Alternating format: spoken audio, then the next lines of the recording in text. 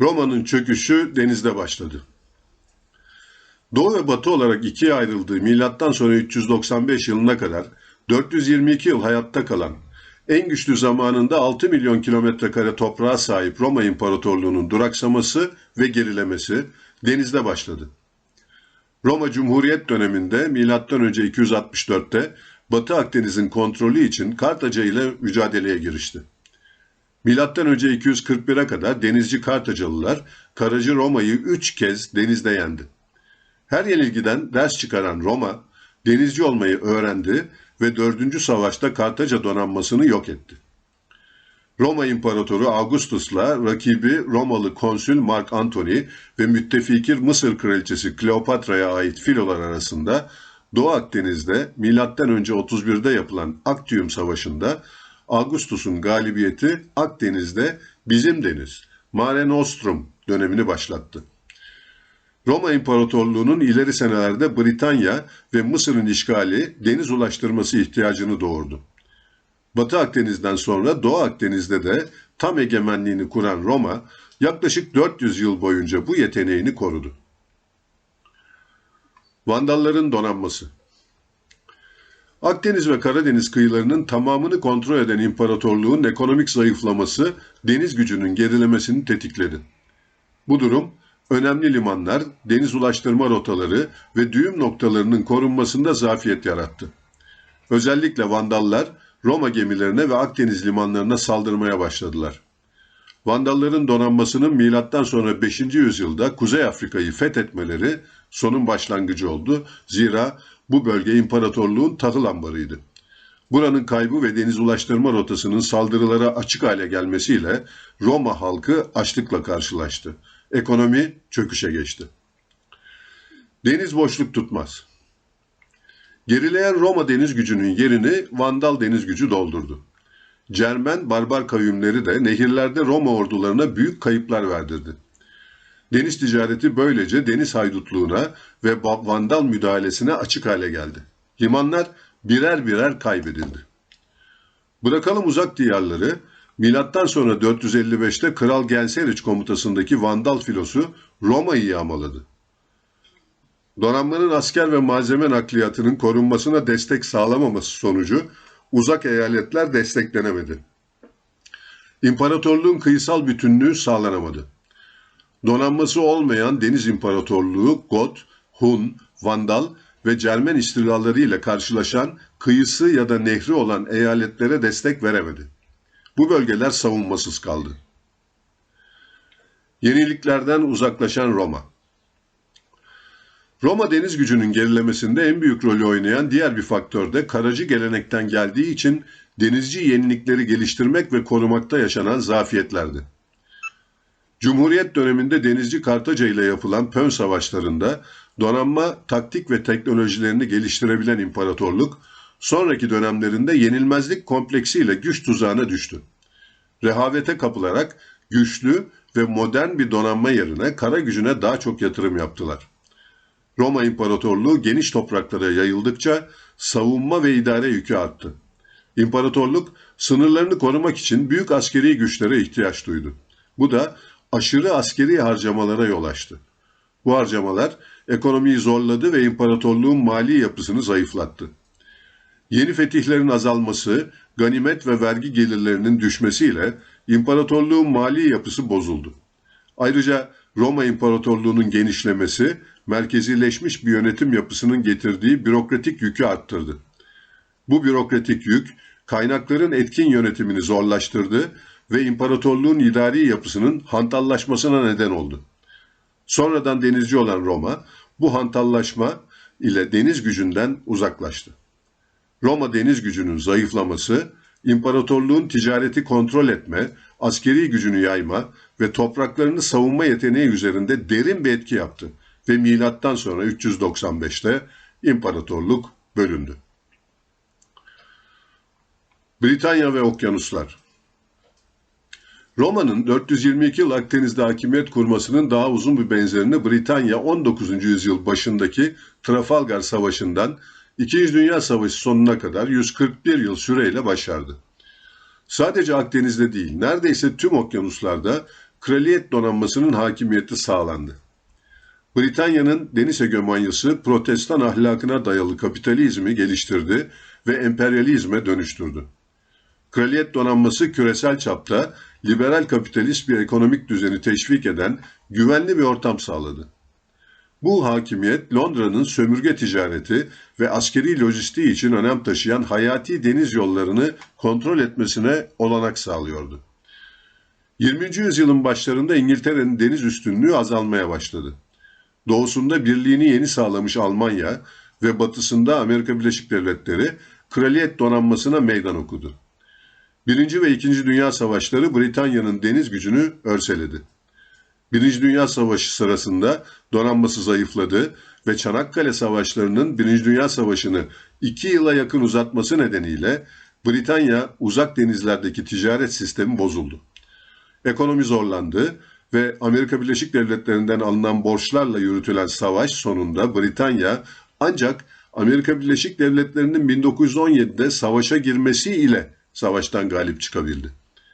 Benzer durum İkinci Dünya Savaşı'nda yaşandı. İkinci Dünya Savaşı kraliyet donanmasının zayıflamasını daha da kötüleştirdi. Sonun başlangıcı.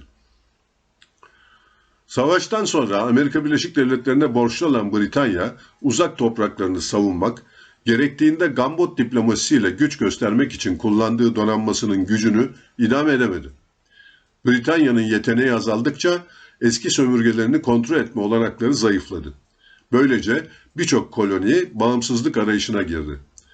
Britanya İmparatorluğu'nun en önemli sömürgesi olan Hindistan, 1947'de bağımsızlığını kazandı ve bunu 1950'ler ve 1960'larda Afrika, Asya ve Karayipler'de sömürgecilik karşıtı hareketler izledi. İmparatorluğun ekonomik temeli çökmeye başladı. Küresel bir deniz gücünü sürdürmenin maliyetleri engelleyici hale geldi. Bu arada Amerika Birleşik Devletleri'nin ekonomik ve askeri bir süper güç olarak yükselişi ve Sovyetler Birliği'nin etkisi küresel güç dengesini alt üst etti. 1956 Süveyş krizi bir dönüm noktası oldu ve Amerika Birleşik Devletleri'nin karşı çıktığı Süveyş müdahalesi sonrası okyanusların sahipliğini Amerika Birleşik Devletleri'ne devretti. Okyanusların yeni hegemonu Amerika Birleşik Devletleri. Amerika Birleşik Devletleri dünyanın önde gelen ekonomik ve deniz gücü olarak Britanya'nın yerini açıkça aldı. Amerika Birleşik Devletleri donanmasının özellikle 100'e yakın ülkede sağladığı üsler zinciriyle deniz hakimiyeti sağlandı. İkinci Dünya Savaşı bittiğinde 6.000 savaş ve yardımcı gemiye sahiptiler. Küresel deniz gücündeki değişim, Amerika Birleşik Devletleri'nin küresel süper güç olarak devraldığı, Britanya'nın ise emperyal rolünden çekildiği daha geniş bir jeopolitik değişimin simgesiydi. Bu arada deniz savaşının doğası 20. yüzyılda önemli ölçüde değişti. Hava gücünün, denizaltıların ve daha sonra nükleer silahların ortaya çıkması, bir zamanlar Britanya deniz gücünün omurgasını oluşturan geleneksel savaş gemilerinin ve kruvazörlerin artık küresel hakimiyeti sürdürmek için yeterli olmadığı anlamına geliyordu. Amerika Birleşik Devletleri donanması dünya genelinde denizlerin özgürlüğünü garanti altına aldı ve dünya ticareti için istikrarlı bir deniz ortamını destekledi. Amerikan donanması nükleer uçak gemileri ve nükleer denizaltıları ile dolar ve okyanus hakimiyetini sağladı. Sovyetler Birliği Soğuk Savaş sırasında Amerika Birleşik Devletleri karşıtı bir denge unsuru olarak ortaya çıksa da okyanus ve denizler Amerika Birleşik Devletleri'nin kontrolündeydi. Amerika Birleşik Devletleri donanması bu üstünlüğünü 21. yüzyıla kadar sürdürdü. Amerika Birleşik Devletleri ve Roma benzerliği. Amerika Birleşik Devletleri kendisine örnek olarak Roma İmparatorluğunu almıştır. Başkentindeki binalar ve isimler bile Roma ile aynıdır. Bugün Amerika Birleşik Devletleri'nin gerilemesi ve çökmesiyle Roma arasında güçlü benzerlikler vardır. Amerikan donanması Roma ya da Britanya imparatorluklarının denizde gerilemesiyle çöküş süreçlerinin hızlanmasına benzer bir süreç içine girmiş durumda. Roma, Vandalların, İngiltere, Almanya'nın denizde kendilerine rakip olmasını önlemek için savaşmak zorunda kaldılar. Bugün de Çin donanması Rusya ile birlikte Amerikan deniz gücüne özellikle Batı Pasifik'te meydan okuyorlar. Ancak Amerika Birleşik Devletleri donanması gerek nicelik gerekse nitelik olarak bu meydan okumaya karşı duracak donanım ve üstünlüğe sahip değil. En önemlisi Asya Pasifik'te savaş lojistiğini idame edecek deniz ticaret filosuna sahip değiller. 1950'de 1087 ticaret gemisi Amerika Birleşik Devletleri bayrağı taşıyordu. Ayrıca rezerv filosunda 2277 gemi daha bulunuyordu. Toplamda bu rakamlar dünya tonaj kapasitesinin yarısından fazlasını oluşturuyordu. Bugün itibariyle sadece 178 adet Amerika Birleşik Devletleri bayraklı ticaret gemisine sahipler. Donanmanın durumu daha da vahim. 297 savaş gemisine sahipler. Bu gemilerin füze taşıma kapasiteleri görece fazla olsa da Amerikan anavatanından binlerce mil uzakta seyreden gemilerin cephane yüklemelerinin sağlanması bilhassa Asya Pasifik cephede çok zor. Bugün Çin yaklaşık 370 savaş gemisiyle dünyanın en büyük donanmasına sahip ve hızla büyümeye devam ediyor. 2030'a kadar savaş gemisi sayısının 430'a çıkması bekleniyor. Çin, Amerika'nın baş edemeyeceği bir hızda savaş gemileri inşa etmeye devam ediyor. Tayvan üzerine yapılan harp oyunları, Amerika Birleşik Devletleri donanmasının Çinlilerle bir çatışmaya girmesi durumunda ada savunmasında yetersiz kalacağını gösteriyor. Tarihin zor dönemindeki Amerikan donanması. Bugün Amerika Birleşik Devletleri donanması Filipinler, Kızıldeniz, Çin denizleri, Karadeniz ve Arktik Okyanusu gibi stratejik bölgelerdeki çok sayıda meydan okuma ile karşı karşıya. Amerika Birleşik Devletleri için Arktik Okyanusu'nda yeni açılan ve tamamen Rusya kontrolünde bulunan Kuzey Deniz Yolu başlı başına bir sorun alanı. Diğer yandan donanma unsurlarının karadan, havadan ve denizden atılabilen gemiye karşı drone ve füzelerin ateş gücüne maruz kalmaları asimetrik bir durum yaratıyor. Donanması olmayan Husilerin Kızıldeniz'deki deniz trafiğini kesintiye uğratma yeteneği bu zor durumun en ciddi örneği durumunda. Son bir yılda Bab-el-Mendeb geçişli trafiğin yarısı Ümitburnu'na yönelmiş durumda ve bu durum devam ediyor.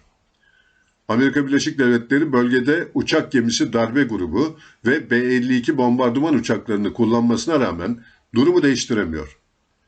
Diğer yandan başta 1922 tarihli Jones Act olmak üzere bir dizi Amerikan kanunu değiştirilmediği sürece Amerika Birleşik Devletleri donanmasının ticaret filosunun ve tersanelerinin 1940'lı yılların benzeri dinamik ve etkin bir konuma gelmeleri sağlanamaz. Amerika Birleşik Devletleri nitelikli tersane işçisi ve denizci temininde tarihinin en zor dönemine girmiş durumda. Amerikan imalat sanayinin ekonominin finansallaşması sonucu senelerdir yurt dışına kaymış olması bu durumun yaratılmasında başat rol oynadı. Savunma sanayi ve gemi inşaat sektörü uzun vadeli insan sermayesi yatırımlarından ziyade kısa vadeli karlara odaklandılar ve böylece nitelikli üretime yönelik uzmanlık azaldı. Örneğin Soğuk Savaşı tek kurşun atmadan kazanmanın zafer sarhoşluğu ile 300'e yakın tersaneyi kapatmış olmaları da tersane işçilerinin yetişmesine büyük darbe vurdu.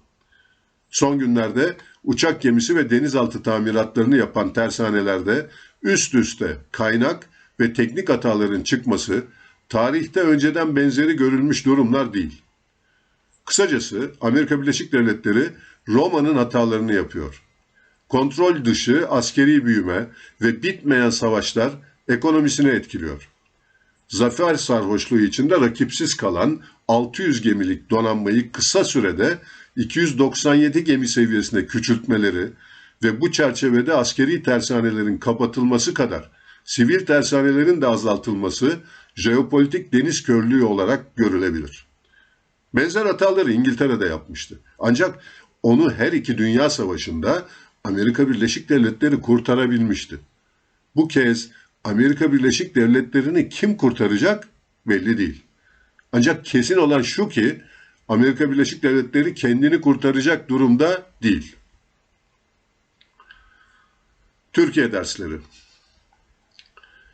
Amerika Birleşik Devletleri'nin gücü yetmese de İsrail ile birlikte İran ve Suriye'nin kuzeyinde Kukla Kürdistan Devleti'ni kurmak, Türkiye'de iktidar ve muhalefeti etki altına alarak laik ve ulus devlet yapısını parçalamak için her yolu deneyeceği izahtan varestedir.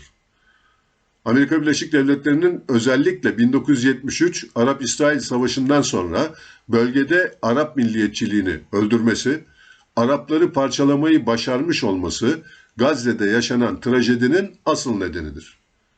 Milliyetçilikten uzaklaşan Arapları Anglo-Saksonlar ve İsrail, İslamizasyon ve din üzerinden yeniden bölmüş ve zayıflatmıştır. Amerika Birleşik Devletleri Araplar için uyguladığı başarılı modeli Türkler için de denemiştir. Ancak 1980 sonrası Batı desteğiyle iktidara gelen tüm İslamcı partilere, kumpaslar, kışkırtma ve FETÖ darbe girişimi gibi hamlelere rağmen Türk halkı milliyetçi ve laik kimliğinden ısrarla vazgeçmemiştir. Türk milliyetçiliğini Amerikan Turancılığına dönüştürme denemeleri de 1970'lerden sonra kısmen başarılı olsa da kalıcı etki yaratamamıştır. Ancak Türkiye NATO'da kaldığı sürece Amerika Birleşik Devletleri jeopolitiğinin etki alanında kalmaya devam edecektir. Son sözü söylemesi mümkün olmayacaktır. Bunu Finlandiya ve İsveç'in NATO'ya kabulünde gördük. PKK'nın şehit ettiği askerlerimizi toprağa verirken Türkiye Büyük Millet Meclisi Amerika Birleşik Devletleri isteğine tek muhalefet şerhi bile düşmeden onay verdi. İsveç NATO üyesi yapıldı. Amerika Birleşik Devletleri parçalanmış Akdeniz ister. Amerika Birleşik Devletleri Süveyş Kanalı, Türk Boğazları ve Ege Denizi geçitlerinin mutlak kontrolünü ister. Amerika Birleşik Devletleri İran, Irak, Suriye ve Türkiye topraklarını kapsayan kukla bir Kürdistan, ikinci İsrail ister. Ancak artık gücü yetmez. Türkiye'deki Amerikan mandacılar, hayranları ve FETÖ gibi gönüllü istihbarat elemanları bu gerçeği görmelidir. Amerika Birleşik Devletleri'ne güvenenlerin sonunu Vietnam, Afganistan ve daha pek çok yerde gördük. Cem Gürdeniz. Rehberimiz ufuklara koşuyoruz. Yüreğimiz hayra kaçtı. Ya